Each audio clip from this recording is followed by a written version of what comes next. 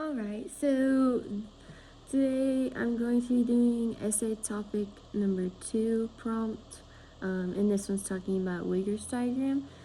Okay, so today we're going to explore how Wigger's diagram helps us understand the heart's complex cycle by linking the EKG to your mechanical contraction, your pressure changes in your heart, and also depolarization throughout the heart. We're going to examine how atherosclerosis, which is a common cardiovascular disease, can disrupt this system.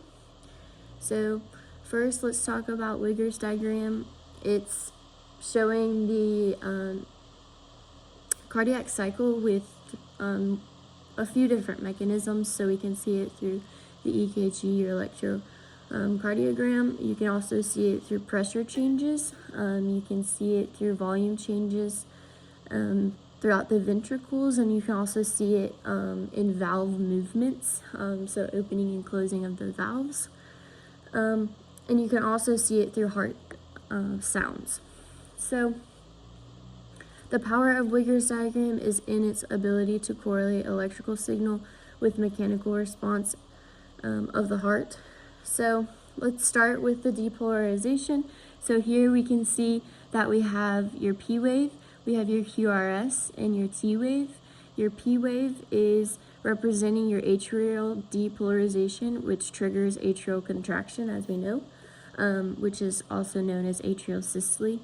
And then we can also see the QRS complex. So the Q to R is your bundle branches depolarizing, and then your R to S is your Purkinje fibers depolarizing. And so this is, the whole complex is ventricular depolarization. So ventricular contraction, also known as ventricular systole. We can also see the T wave, which is this one right here. Your T wave is ventricular repolarization, so it's leading the relaxation of your ventricles to basically reset it and get it ready to go again. We can see that your EKG, your EKG is also right here. So we can see it on the Wigger's diagram. The EKG is basically what you line everything up by and how you can read the Wigger's diagram. So now we're going to look at the pressure changes, which we can see is right here. So we can see all that. So basically you have atrial systole. Let me make this bigger. Hold on. There. Okay, so we have your atrial systole right here, where we can see that it's going to follow the line of your EKG. You're not going to see anything happen that it doesn't follow the line of this right here. So we can see pressure is going to change very dramatically throughout this whole thing. So you're going to follow your P wave, which is this right here. We can see that there's no change in volume. There's a slight little bit of change in pressure, but not too much. We can see that this node right here that allows for your atrial to finish, your atrium to finish filling your ventricles. We can see it right here also, and it's going to see that valve is going to close off, so it's going to stop filling those ventricles. We also have the QRS complex, which is going to show that your mitral valve is closed as ventricular pressure exceeds atrial pressure, creating the first heart sound, so your S1. So no blood is going to leave yet, because the aortic valve, we can see, is still closed. It hasn't opened yet, which is going to happen right here. So that's why the volume has not changed yet. It's not going to change until this opens. We can see that this is called isovolumetric because volume stays constant while pressure is building. We can clearly see that the pressure is building, but the volume is staying the same. So when the ventricular pressure exceeds the aortic pressure, the aortic valve is going to open. So the pressure is going to increase so much that this valve is like, all right, I got to open. So it's going to open. Then we're going to see that blood is going to be rapidly ejected out into the aorta. We can see that the volume is going to dramatically decrease because we are losing that blood from your ventricles and it's going to the aorta. As the ventricle relaxes and pressure drops, the aortic valve closes, creating your second sound. So we can see here that your valve is going to close.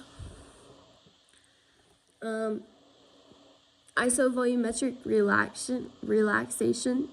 So right here, all of your valves are closed. Your ventricular pressure is going to dramatically drop. You can see that drop right here. And the volume is still going to kind of increase. And this is showing your passive filling of the heart. So there's not any pressure happening, no contraction happening. Or no, actually, so you're right here where it's closing and it's dramatically decreasing. You're going to see that there's no change. Your volume is going to be the same right now. Once this mitral valve opens, that's when your passive filling is going to occur right here. So when the ventricular pressure falls below the arterial pressure, the mitral valve will open and passive ventricular filling is going to begin. So these cycles explain how pressure change drives blood and is tightly linked to depolarization and contraction. So it's important to highlight that muscle contraction follows electrical depolarization, but not always instantly. There's a short delay due to the excitation contraction coupling.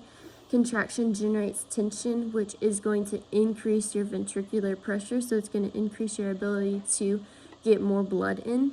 So this pressure is essential for opening the aortic valve and ejecting blood into the systemic circulation. Without proper synchronization between depolarization, contraction, and pressure, efficient blood flow isn't going to be possible. So let's talk about atherosclerosis. All right, so atherosclerosis, it's a chronic condition that narrows and stiffens the arteries. So we can see here that you're going to have plaque buildup, and so that blood flow is going to get really narrowed. So this is due to plaque buildup. It begins with the endothelial injury. So it's triggered by factors like hypertension, smoking, or high LDL cholesterol. So atherosclerosis is typically downstream after bifurcation. So we can see this, it's kind of like a highway in a way. So you're going to have blood flowing, and your white blood cells don't know whether to go right or left. They don't have a brain, so they don't know, they don't have a control system. But it's going to hit this bifurcation right here. So we have blood that doesn't have any intelligence. So like I said, again, it's not going to know which direction to take. And so it's going to hit this wall and it's going to cause a trauma, and that's going to have an impact. It has trauma to the cellular level of the epithelial tissue, causes inflammation. That inflammation allows macrophages, which are these right here. This is a macrophage, and it's going to roll. It's going to stop, sniff, and roll, and it's going to see that inflammation, and it's going to leave the epithelial cell, and it sees these. There's going to be black dots, which is small dense LEL. Oh, whoops. Hold on. So it's going to have little small dense LDL, stuff like that, and it's going to seep through these gap junctions, and then you're going to have more, and these are going to come get them. So it's going to see that small dense LDL through those gap junctions and eat it, creating foam cells, and so that's what's going to come up into these. When they aggregate, all of these macrophages create really big foam cells and push them up into the lumen, so it's going to cause a more narrowed pathway. It's going to cause that plaque buildup to just increase.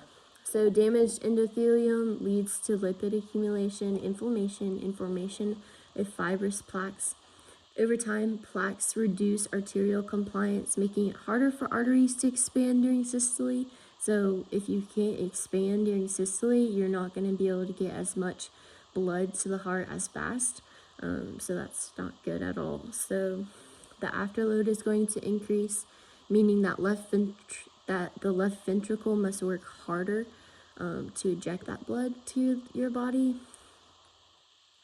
This shifts the pressure-volume relationship. The ventricular pressure rises higher during contraction, and stroke volume may decrease.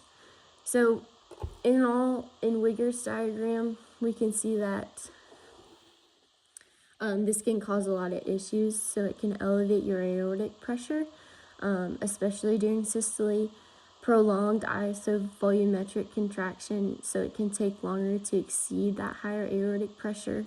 It can reduce ejection fraction of myocardial function, and it can begin to fail. So over time, this strain can lead to left ventricular hypertrophy, diastolic dysfunction, and ultimately heart failure, which is obviously not good at all. This Wigger's diagram, it shows how depolarization leads to contraction, which in turn causes pressure changes and drives blood through the heart. So understanding these relationships is essential for not only physiology, but also for recognizing how these diseases like atherosclerosis disrupts the system. So by observing these changes, clinicians can make early and life-saving diagnosis. And yeah, so this is my essay prompt number 2 response. Thank you.